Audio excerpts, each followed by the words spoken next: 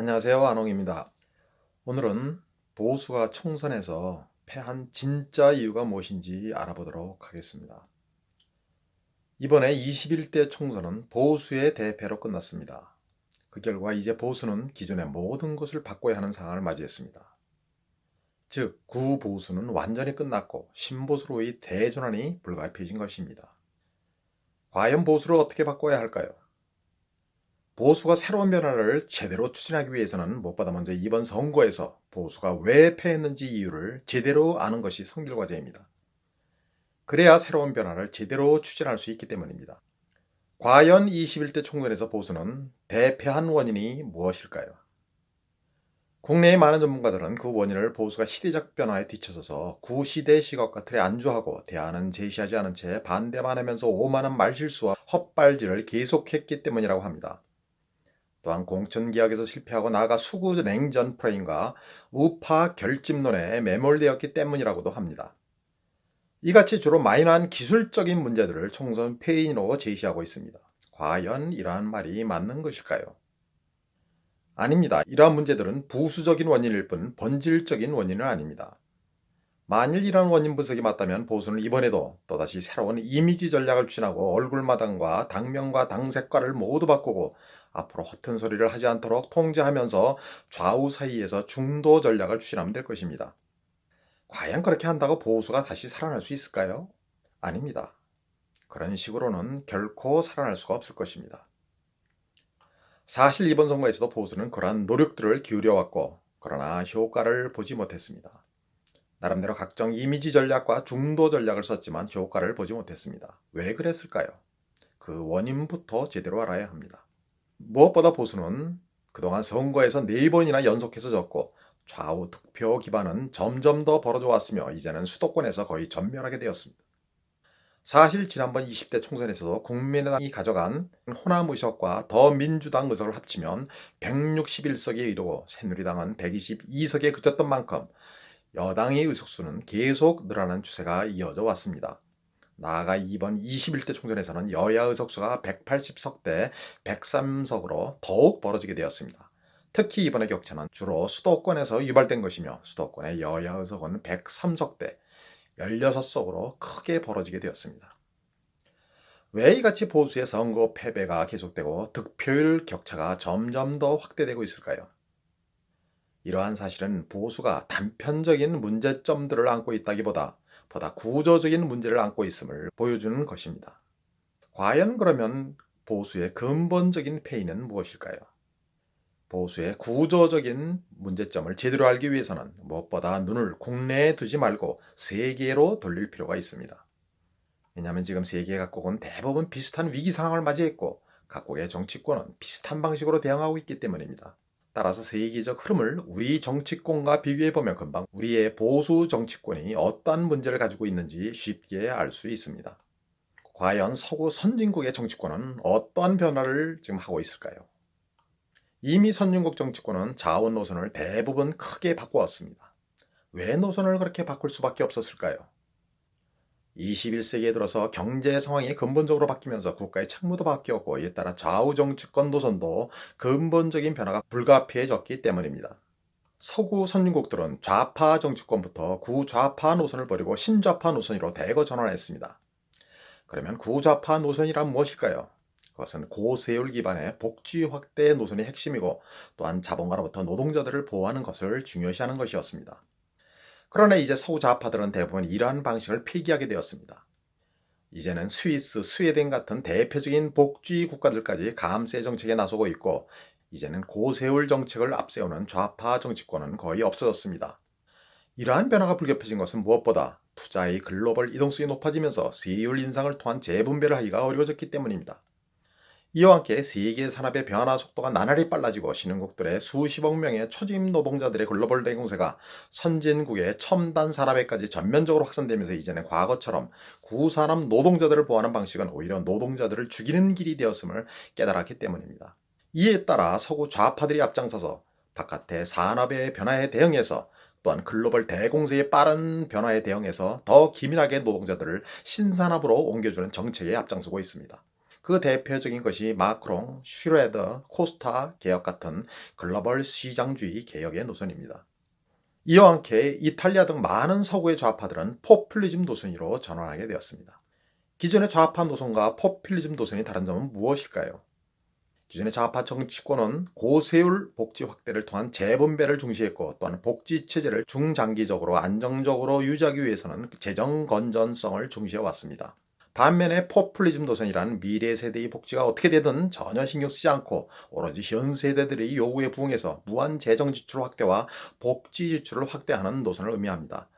나아가 미래 세대의 호주머니를 털어서라도 현 세대에게 모두 복지를 확대해주는 그러한 인기 영합 노선을 의미합니다. 마찬가지로 서구의 우파 정치권들도 새로운 시대적 상황 변화에 대응해서 기존의 노선을 대전환하고 있습니다. 이미 서구 우파에게서는 과거의 시장주의 노선은 찾아보기 어려워졌고 대부분 이러한 노선에서 벗어났습니다. 왜 그렇게 되었을까요? 무엇보다 2008년에 세계 금융위기를 계기로 해서 기존의 경제학은 끝났다는 인식이 확산되었고, 각국의 우파 정치권은 기존의 시장주의 정책과는 정반대로 할 수 있는 무한대의 제로금리 정책과 양적 완화 정책을 앞장서서 추진하며 돈을 무한대로 풀고 있습니다. 또한 트럼프 대통령은 국가 우선주의와 보호주의를 앞세워 멕시코 장벽을 쌓고 중국과 무역 전쟁을 벌이고 있습니다. 또한 유럽 각국에서는 대부분 극우주의가 크게 확산되었으며, 이것은 해외 노동자들의 공세로부터 국내 노동자들을 지키기 위한 것입니다. 이와 함께 일본의 아베 수상 같은 각국의 우파 정치권은 리쇼링 정책을 추진하고 기업의 투자 진작을 위한 정책들을 지원하고 있는데, 이 역시 국내 노동자들의 일자리를 지키기 위한 것입니다. 따라서 신보수 정책의 공통점은 정부가 앞장서서 바깥의 글로벌 대공사로부터 국내의 노동자들의 일자리를 지키는 것이라 할 수 있습니다. 이같이 서구 우파들이 신보수주의 노선으로 전환이 불가피해진 것은 이제는 시장 기능에 맡겨놓고 놔두면 해외의 수십억 명의 초저임 노동자들과 상품들의 공세로 인해서 국내의 기업과 노동자들이 대거 몰락하고 경기 침체, 일자리 위기, 양극화가 장기화될 수밖에 없기 때문입니다. 이에 따라 정부의 역할이 중요해졌고, 정부는 새로운 방법론을 앞세워서 국내 노동자들을 지키는 데 나서고 있는 상황입니다. 결국 지금 서구의 좌우 정치권은 몰락하는 대중의 지지를 확보하기 위한 새로운 경쟁에 나서고 있습니다.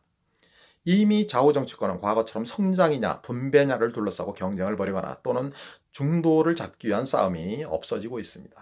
그리고 글로벌 시장 시대에 들어서 글로벌 무한 경쟁과 글로벌 대공세와 글로벌 초이동 시장의 무한 속도전 속에서 대거 몰락하는 국내의 대중을 살리기 위한 새로운 정책 경쟁에 나서고 있습니다. 그것이 국내의 투자와 고용과 성장과 복지를 높일 수 있는 핵심 방안이자 또한 선거의 승패를 좌우하는 핵심 키가 되었기 때문입니다. 우리나라의 정치권 역시 서구 국가들과 똑같은 상황을 맞이했습니다. 무엇보다 우리나라는 세계에서 가장 개방된 경제이고 이웃에는 거대한 신흥국가 중국이 있으며, 이들의 산업의 공세는 이제 국내의 첨단 산업에까지 대부분 전면화되는 그런 상황을 맞이했습니다. 따라서 우리나라의 대중은 외부의 공세에 가장 크게 노출되어 있고, 이로 인한 대중의 고통과 양극화가 가장 극심하게 나타나는 곳이 되었습니다. 따라서 이들을 살리기 위한 정치권의 노력이 그 어느 나라보다도 중요한 그러한 상황이 되었습니다. 이에 따라 우리나라의 좌우 정치권도 새로운 노선 전환에 나서고 있습니다. 먼저 우리나라의 좌파 정치권은 기존의 좌파 노선을 이미 포퓰리즘 노선으로 완전히 바꿨습니다. 문 정부는 무한 포퓰리즘 퍼주기 노선을 추진하고 있고, 이번에 코로나 위기를 계기로 해서 포퓰리즘 노선은 더욱 전면화되고 강화되고 있습니다. 즉, 재정 건전성이나 미래 시대의 복지를 지속할 수 있는지 여부는 전혀 신경 쓰지 않고 오로지 현 세대들을 위해서 무한 퍼주기에 나서고 있습니다. 마찬가지로 국제 전략 측면에서도 역사적으로 반일 감정과 반미 감정을 이용해서 반일주의와 반미주의로 대응하면서 국가의 미래에 어떻게 되든 신경 쓰지 않고 오로지 정치적인 지지를 높이는 데 주력하는 변형된 포퓰리즘 노선으로 대응하고 있습니다. 우리나라의 보수 정치권도 해외의 보수 정치권처럼 새로운 시대적 변화에 대한 노선 전환이 불가피해졌습니다.